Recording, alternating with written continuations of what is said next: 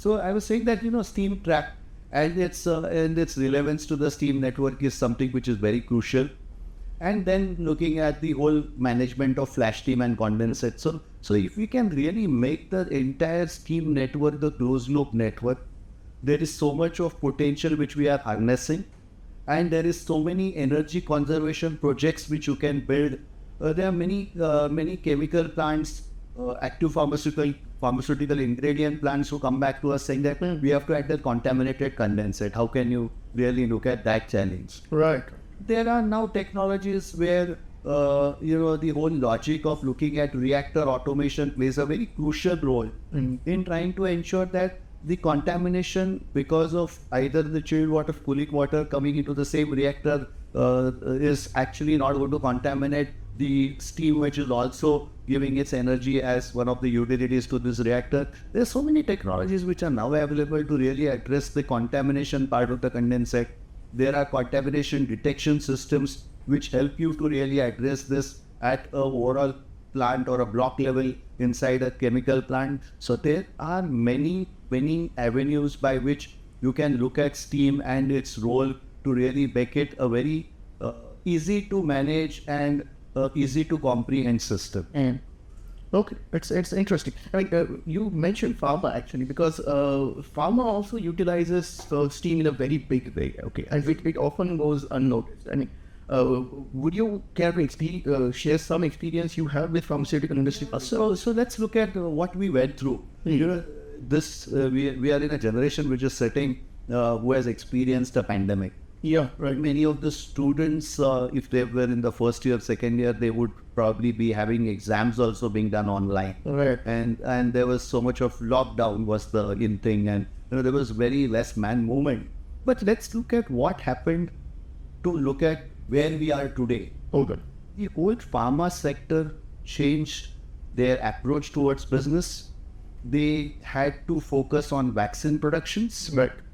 The vaccine production was really a savior. It was a breakthrough technology to really address the pandemic. We are talking today because we are safe and healthy. Mm-hmm.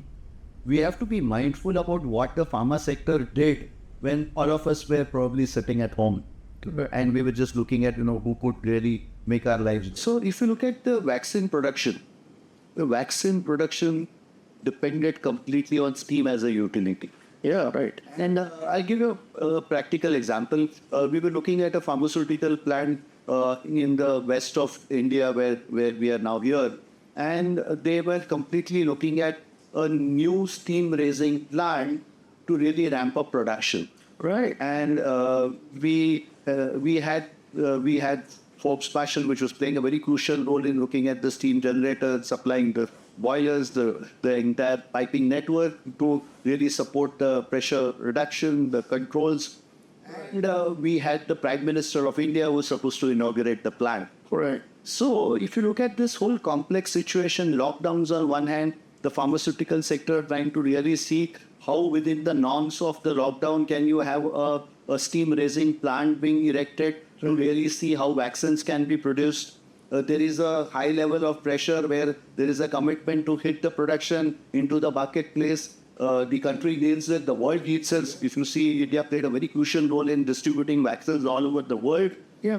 It was an initiative to really look at social responsibility as a country. And on the other hand, you have the challenges of how to keep your people safe. How do you have a pharmaceutical plant? How do you have suppliers like us who were actually looking at helping a pharmaceutical company set up a steam raising plant in the middle of a pandemic? Right. So you have to play with the law on one hand. We had special sanctions where our members could be at workplace to really help the pharmaceutical sector. So those were critical approvals which were given to our members to see that the world sees a better tomorrow. Right. And steam played such a crucial role. I still remember an experience where we had only 21 steam traps which weren't doing their job to the best efficacy. We had to replace those 21 traps to see how we can get 10,000 vaccines produced, because we have to be clear that the vials which are sterilized are a very crucial input to getting the vaccine out to the market. Yes, you cannot have no sterilization to the vials, and how do you get the vaccine to the market? So these are very practical experiences which I've personally experienced being a senior person handling the entire operations in the middle of the pandemic and trying to see that the pharmaceutical sector gets the best of our services, because as an engineer, our role was to see that the world is healthy tomorrow. And it's a very important facet. It's really something which I would never forget a lifetime. Okay. And yeah, that's a very interesting example actually. I mean, steam does play that much of a critical role here.